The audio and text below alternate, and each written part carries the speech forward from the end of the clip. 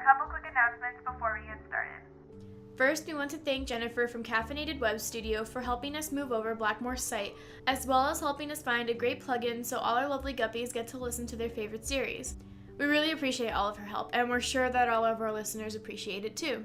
Next, we also want to announce that Bosh and Brave's first season will be ending soon. I know.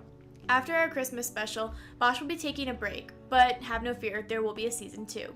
Now, I know that Bosh is our most popular series here on Blackmoor. It was the first and it has the most episodes. And while we will have other series airing during Bosh's seasonal break, we want to announce that there will be something for all of you steampunk fanatics. We are currently producing a spin-off series of Bosh and Brave called Airships and Captains. This content will consist of additional material not heard on Bosh, such as conversations between Edgar and Ernest, or captain's logs from the lovely Alex Stranwood. We really wanted to show more depth to the characters and give you guys a vision Paige's diary may not be able to provide. So we hope to see all of you lovely Angelix pilots on deck for this new series.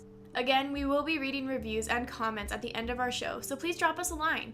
Your favorite character may just be listening. Become a subscriber to the Blackmoor Fish Tank on YouTube, iTunes, SoundCloud, or your favorite podcasting app today. And don't forget to visit blackmoorproductions.com to find everything from our Facebook page to Bosh's personal Twitter. And now it's time to take to the skies, Angelix pilots.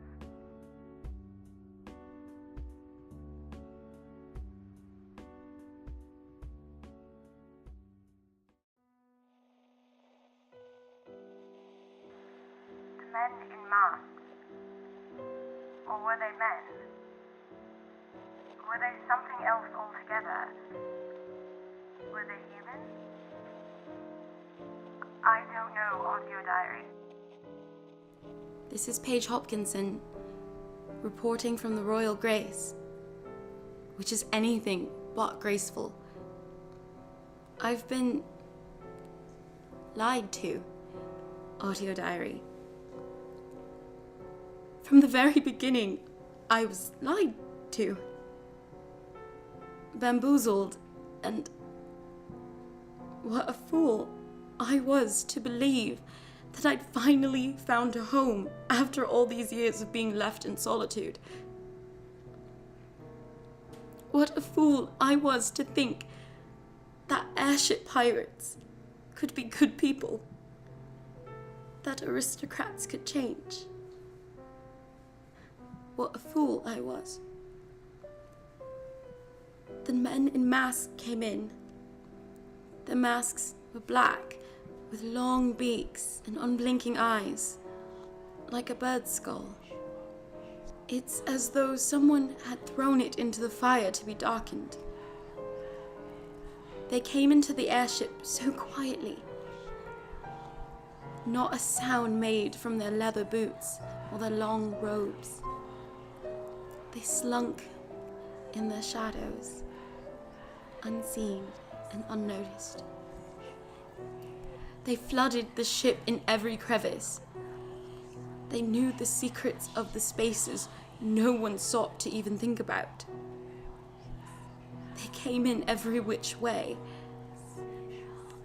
They were cold. They were patient. And then they were here. And then they were nowhere.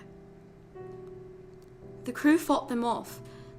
It wasn't until I saw the three that had crept into my room that I heard the noises of the valiant fighting from up above. They'd released themselves into the land of the light. They came in and Rick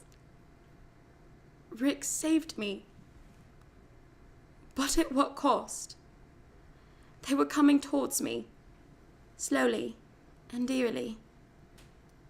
Their long, bony, clawed hands moved to grasp me. I found my lungs and screamed, but for some reason I could not move. I was glued to the floor. The world around me felt as though reality was being gulped into the shadows, as well as my very soul. I wanted to find my ray gun. I warned them I had it. But did I really? And even if I did I dare use it on a monster in front of me? Did I dare to see what happened next? Or was it that I could not move? That I couldn't tell. Rix jumped in front of me before they could get any closer. They were so silent, but he was so loud. His roar, his slitted eyes, his sharp claws, the stripes on his back glowing a bright shade of blue. A fire I've never seen before lit in that cat as his size increased tenfold. The tiger. And he rushed them, taking them down one by one. It was then those creatures showed what they could really do. Their slow love of the shadows was not their only abnormal quality. They swarmed Rix, so fast I could not keep up with their movements. As he would swipe at one, another would rush around him in its creepy stop-motion way. The three of them, they wrapped their bony bodies around him and held him down. My last family member. The only creature that I could ever really trust. They took him. I couldn't move, and they took him. And then they took Hattie, and then they took Ernest. Edgar lost his brother. Alex lost Hattie, and I lost Rix. But I feel that out of everyone on this ship, I've lost the most. Oh yes, Alex told me everything. Moments after the men in masks left, I felt the feeling return to my feet. And how I shook. The presence of them alone left me dizzy and disoriented, but I somehow made it to the deck where we all met together. Alex in a huff. They screamed and broke things and blamed their crew and blamed themselves.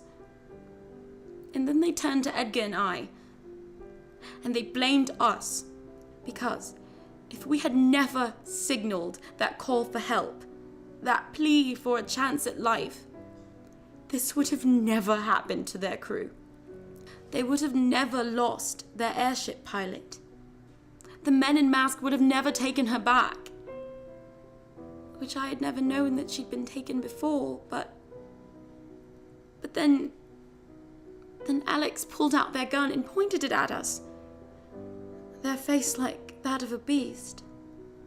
Their fingers on the trigger. Edgar stood in front of me, his arms wide. He said that no one would die on this ship today. Not me, not him, and not Ernest, Hattie, or even Rix. Because we were going to get them back. And then Alex said, "Oh, what's a little aristocrat like you going to do about it?" I haven't thought that far ahead, but we're going to figure it out. You think I want you here? Ha! You better say your prayers, lad, because I'm going to give you the cold truth and end your little journey right here, right now. It wasn't going to happen so soon, of course, but with the men in the mask involved, we have no choice but to cut the party short. "What do you mean?" They mean that they were always going to kill us at the end of this, regardless of whether or not we successfully took down the families. That's right, laddie. You think the whole world needs more dressed up blokes like you? Rich bastards with no concern for those around them? Did you not see what they did to Hattie? Not only is she missing a leg, but most of her original organs are missing as well. If that doctor and that engineer hadn't saved her, we would have never trained the finest airship pilot Auxiliary has ever seen. So what? Just because Edgar's rich, you were going to kill him? Oh, don't forget yourself either, lass. Me? Aye. But why would you... We don't need an engineer like you on this ship. Sure, you have those fancy wings of yours, but trust me, where you're going, you're gonna need them. You would have never let this lad die. You simply aren't the type, If you think that I found you valuable, you're wrong. No, I wouldn't have let you kill Edgar. As annoying as he can be at times, he's my friend. We're friends, right, Edgar? Sure. Sure. Never mind, we'll talk later. Alex, this is wrong, and you know it. All we've done since we've got here is try to earn our keep and show you that we want to help, and that we want to be a part of your family. Oh, that ain't what this is, lass. Sorry to say, but we're a pirate crew built on revenge. And if you couldn't see that from the start, you're more blind than I thought. But no matter. You'll see a clear picture soon enough. I thought I was a goner. I thought it was all over from there. That I would see my grandfather again. That Rix, Hattie, and Ernest were going to be stuck in a lab for the rest of their lives.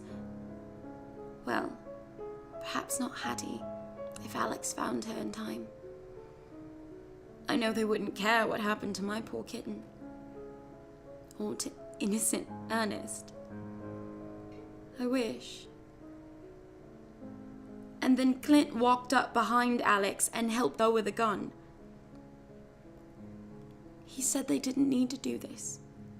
That Alex knew, deep down, we were a family, whether or not they wanted to admit that to themselves. Alex growled that they had a family, and that they'd killed her the night of the Aquarius ball. That there was no one left. For once, I saw hurt in Clint's eyes. That his beloved would say something so dispassionately and so heartlessly without even a thought of him. I guess you could say that I felt a similar feeling as of late. Alex left the deck and commanded Clint to fly the ship back in the direction of Divine Vox. They knew exactly where they were taking the hostages. And yes, we know, Audio Diary. It is a trap. The Darlings want to see who they're up against. So if it's a show they want, oh, we'll put on a show for them, all right. I promised Ernest, and I promised Rix, that I'm going to get them back. Audio Diary, remember how I told you my regret? That I hadn't visited my grandfather's grave since his passing? Well, I miss him right now. I wish I were back on Flora with him. With Rix. I wish it were just us. I could tell you that I wish what happened in Grand Ivor Glen never happened. So that none of this had ever happened. But the truth is, I wish that he'd never gone.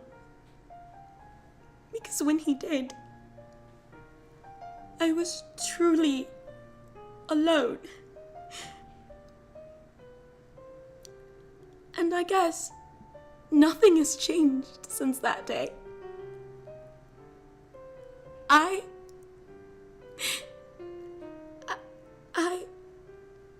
Audio Diary, oh, never mind.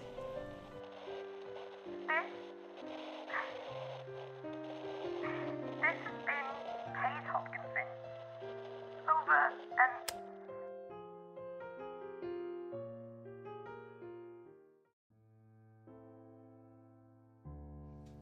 This episode of Bosh and Brave was written and produced by Ashley Glenn and brought to you by Blackmore Productions.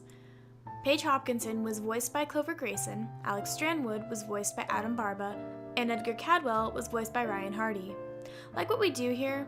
Become a Glipscriber and follow us on Facebook, Tumblr, Twitter, YouTube, SoundCloud, and iTunes. You can also check out our website at blackmoorproductions.com to get all the latest information on Blackmoor's series, including Bosh and Brave. You can also send us a message at blackmoorproductions@gmail.com to tell us how you would save your crew members. If you want to see what Rix Hopkinson is up to other than sitting in a cold slab in a dark basement, follow Bosh and Brave's Tumblr and Twitter. Rix will give you the latest as to what's going on in the crew, or maybe what the men in masks have for lunch. Until then, we look forward to seeing you next time, fellow Njoux pilots. Blackmoor Productions. Swim against the current.